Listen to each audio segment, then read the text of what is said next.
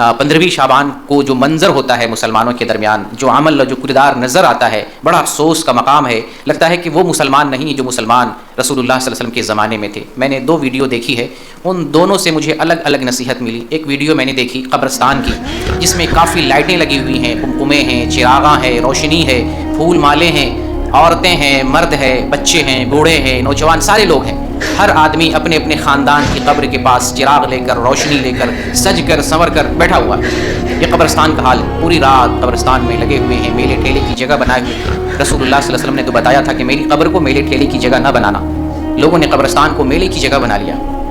पूरी रात रोशनी, चिरागा, खाना पीना, ईद जैसा माहौल बना हुआ। एक वीडियो मैंने ये देखी, और एक वीडियो अगले दिन की देखी, जो किसी भाई ने एक वीडियो बनाकर अपलोड किया अपने फेसबुक चैनल पर।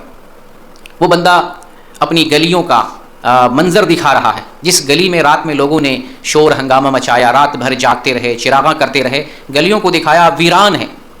दिन का मौसम रात की तरह है, सारे लोग पड़े हुए हैं, घर में सोए हुए हैं। बंदा उसमें बोलता है कि देखो सारे लोगों ने नजात पा ली है, जैसे लगता है छुटकारा मिल गई, सबको नजात मिल गई, सबकी मग़फ़रत हो गई, बेफ़िक्र सारे लोग दिन में सो रहे हैं। अजीब व ग़रीब माहौल और मंज़र है। ज़रा इसका मुआज़ना कीजिए अहद सहाबा से, अहद रसूल से, असलाफ़ की ज़िंदगियों से, असलाफ़ की सीरत से, तो उसका बिल्कुल उलट नज़र आएगा। सहाबा की ज़िंदगियाँ, सहाबा के जो है ज़िंदगी गुजारने का तरीक़ा, और सहाबा ने जिस तरीके से माहोसाल गुजारे, बिल्कुल अलग किस्म के।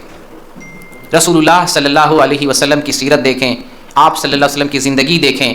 आप शाबान के हवाले से जो अहादीस मिलती हैं, उन हदीस को पढ़ेंगे तो हमें मालूम होता है कि रसूलुल्लाह सल्लल्लाहु अलैहि वसल्लम शाबान में पूरा रोज़ा रखते थे। शाबान वो महीना है जिसमें आप सल्लल्लाहु अलैहि वसल्लम मुकम्मल रोज़ा रखा करते थे।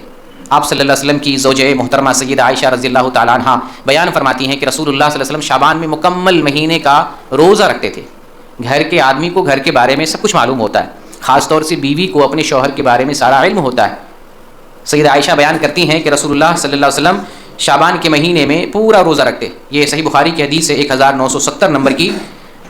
लम यकुनिन नबी सल्लल्लाहु अलैहि वसल्लम यसूमु अक्सर मिन शाबान फ़इन्नहु कान यसूमु शाबान कुल्लहु, कि नबी करीम सल्लल्लाहु अलैहि वसल्लम शाबान से ज़्यादा किसी महीने में रोज़ा नहीं रखते थे, शाबान का मुकम्मल रोज़ा रखा करते थे। ये रसूल की ज़िंदगी है, ये रसूल की सीरत है। मुसलमान कैसे हैं?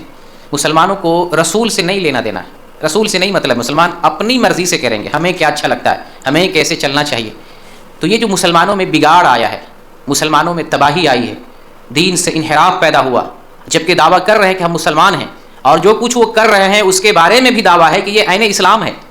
जो कुछ कर रहे हैं, जिस पर अमल कर रहे हैं, वो ये जाहिर कर रहे हैं कि ये इस्लाम का हिस्सा है, इसको मनाना ज़रूरी है। जो मनाए वही मुसलमान है, जो ना मनाए वो मुसलमान नहीं है।